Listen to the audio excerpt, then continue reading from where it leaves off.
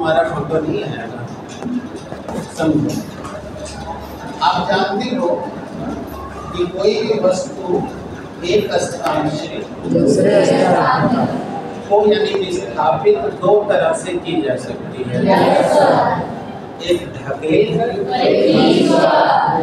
तो वेक्टर कहता है कि जैसे ही आप कोई वस्तु को विस्थापित करने के लिए आप बल किसी कोण पे लगाते हो तो आपका वह लगाया गया बल दो घटकों में डिसोसिएट हो जाता है, यानी दो घटकों में वियोजित हो जाता है। एक को बोलते हैं क्षैतिज घटक और एक को बोलते हैं। अब ऊर्ध्व घटक जब पैदा होता है तो या तो उसकी दिशा ऊपर की ओर होती है, नीचे की ओर। और अब ये जो बात पकड़ेगा उसी का न्यूमेरिकल लगेगा और आपके जीवन में घटने वाली सारी घटनाएं एक्सप्लेन होंगी और उसी का मैं यहाँ पर रिप्रेजेंटेशन करने जा रहा हूँ। अब पहला रिप्रेजेंटेशन ये है कि ये भैया यहाँ से कुछ एंगल ऐसे देखिए, ये क्षैतिज हो गई और इस पर ये जा रहे हैं बल लगाने। आपकी भाषा में कहूँ तो ढकेलने, और जब ये ढकेलेंगे तो आप देखना क्या होता है। अब आपको ऐसे ढकेलना ही है, पसंद का तरीका मिलते ही है। अब ढकेलेंगे तो ये ध्यान रखिए चेयर गिरेगी ना और ताकि आपको जोड़ना मिले और सामने सब कुछ दिखाई देगा। चलिए अब आप लोग देखिए क्या हुआ। कुछ लोग सोच रहे हैं कि बड़ा मजा वाला बात हो रहा है, जिसका यहाँ एक्टिवेट नहीं होगा तो ये उनको काम नहीं करेगा। तो अब आप करिए, अब आप देख सकते हो और आप देखने से पहले दिमाग बस ऐसे किए और अब आप देखो बिना बल के विस्थापन नहीं होता है। और देख लो तुम्हारी चेयर दो दिशा में विस्थापित हो चुकी है। एक पहले चेयर यहाँ थी, अब देखो आगे जा चुकी है। ये है क्षैतिज विस्थापन।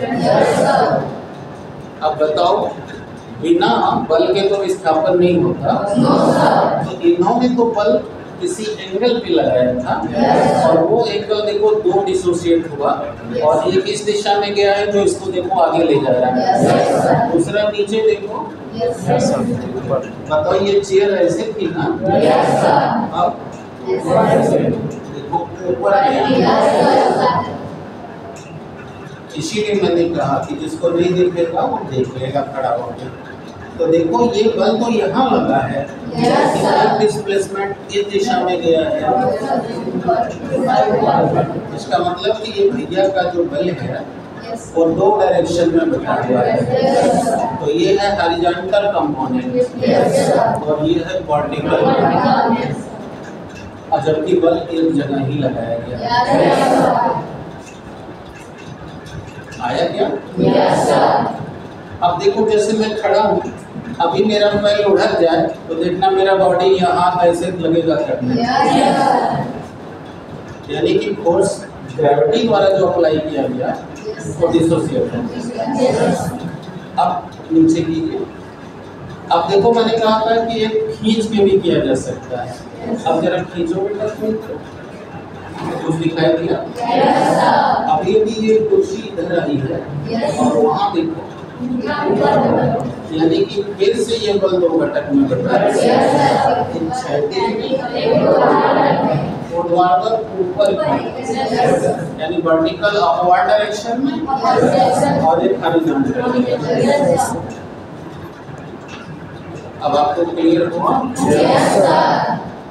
कोई डाउट से? No sir. अब बेटा रखिए कि हम पूरा यहाँ मैथमेटिकली बात करते हैं।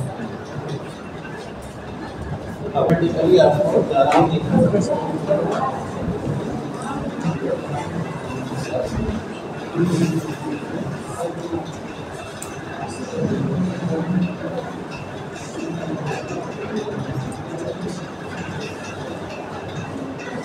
अब डायग्रामेटिक रिप्रेजेंटेशन यहाँ देखिए, और इस डायग्रामेटिक रिप्रेजेंटेशन से आपको समझ आ जाएगा कि कोई वस्तु को ढकेलना आसान है। अब आप प्रिंसिपल देखोगे तो देखना जितनी भी गाड़ियां बनाई गई हैं सब में माल पीछे लगाता है। रिक्शा पर भी बैठोगे तो वो कहेगा बैठिए पीछे। ऐसा कैसे कॉन्सेप्ट आया आओ देखो। और ये 36 टन है सड़क, जो ये सड़क थी यानी ग्राउंड, और इस पर ये हमारी एक ऑब्जेक्ट जिसका टोटल मास, तो अभी मैंने 11 वालों को भी 3 क्लास में बता रहे थे, 12 पढ़ाते थे और 12 को ऑलरेडी विद्वान है। किसी का भी मास बताओ उसके सेंटर में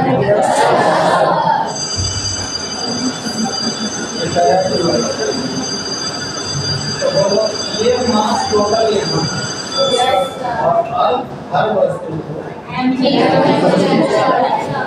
mg बल से खींचा, और हर क्रिया के जो प्रक्रिया बल, तो इसका प्रक्रिया बल यहाँ से ऐसे लग गया, दोनों न्यूटन के थर्ड लॉ के बराबर और विपरीत दिशा, इसीलिए ये बल एक दूसरे को न्यूट्रल कर देता है। ये चुपचाप पड़ा जैसे आपका झोला पड़ा। अब हमने क्या किया उसकी, अब देखिए, अब यहाँ पर मैं आपको ऐसे क्षैतिज दिखा रहा हूँ।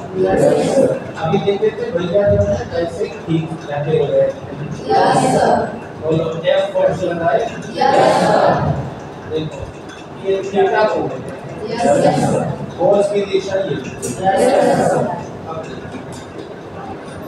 जैसे ये बल यहाँ टच किया दो घटक में बट गया, एक गया नीचे की ओर, इसका नाम हो गया और दो घटक नीचे की ओर, हम इसे अंग्रेजी में वर्टिकल कंपोनेंट बोलती है।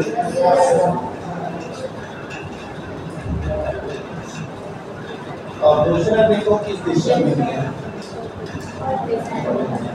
हॉरिजॉन्टल कंपोनेंट, यानी कि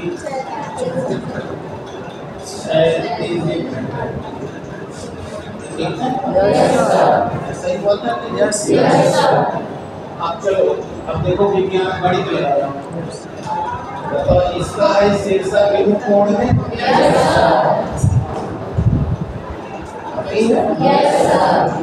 अब ये थीटा कोण को देखो दो घटक में, अब इस डायग्राम को लिया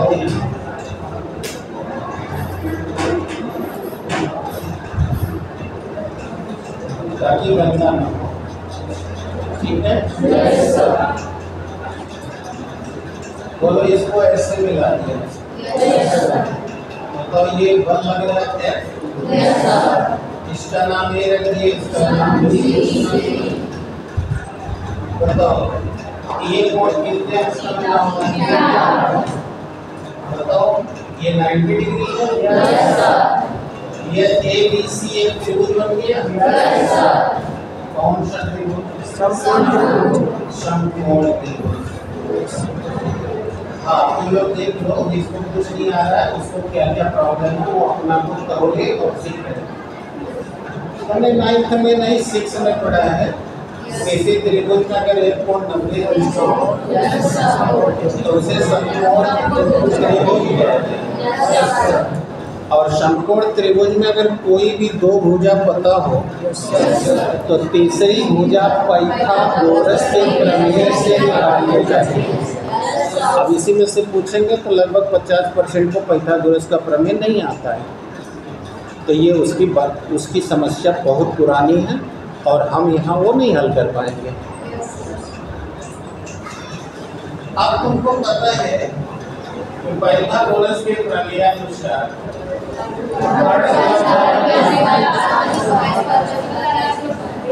ये तो अगर किसी कॉन्सेप्ट को खोपड़ी में डालो, यदि किसी त्रिभुज की दो भुजा पता हो, यही नहीं कोई दो, तो तीसरी भुजा किसी सूत्र से निकालेगी। अगर उस त्रिभुज की कोई एक भुजा पता हो और एक कोण पता हो,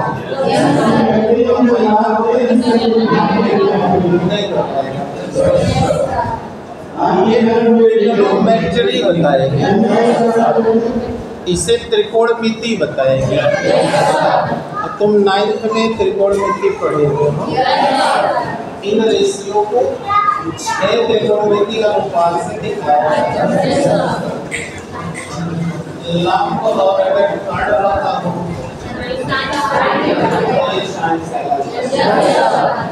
उल्टा कर दो हो जाता है। अगर आधार और कर्ण हो इसका उल्टा, और अगर लंब आधार होता हो तो 10 हो जाता है।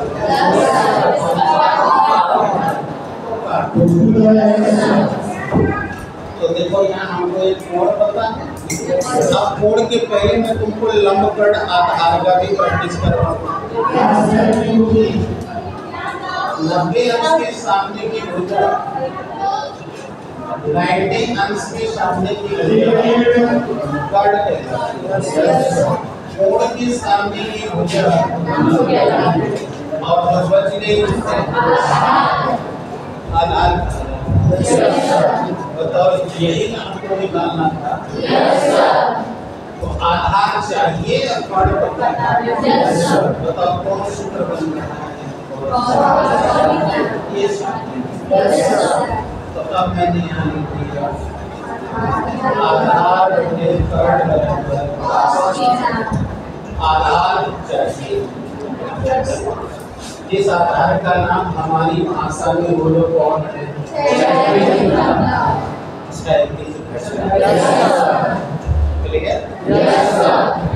ये देखो मैंने लिख दिया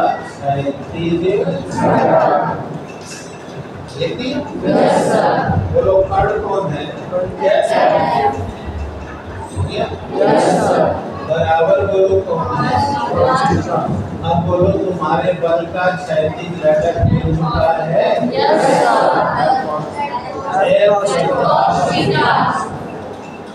इधर वाला घटक हो गया, यानी यही वाला घटक इसको लेके जा रहा है। अब नीचे आ जाओ, ये वाला घटक बताओ, ये दोनों समांतर रेखा है। तो भाई तिर्यक रेखा हो गया, इसका कोई प्रमेय पड़े होंगे। दो समांतर रेखा को कोई तिर्यक रेखा काटा है, उसका एकांतर कोण आपस में बोलो इसका ये। अब ये कोण हो गया तो ये लंब हो गया, और हमको यही वाला चाहिए। बोलो यहाँ लंब बटे कर्ण बनेगा।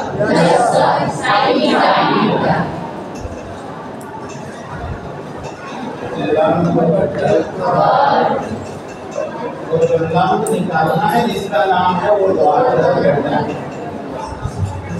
कि नहीं?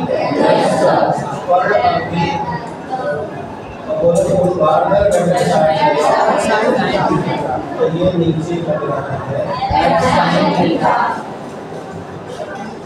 आया? अब तुम्हारे दिमाग में आएगा कि क्या हर बार यही करना है? तो करना तो यही है, लेकिन उसका एक विकल्प है, जहाँ कोण वही का बस काम खत्म। यानी कि हमने बल F लगाया, जहाँ कोण वही का यानी क्षैतिज हो गया F का सकेटा ये हो गया। अब जरा खिंचवा कर भी देखिए, बोलो ये खींच दी है। अब ये दो घटक के बटे बोलो यही कोण था, ये कोई प्रॉब्लम?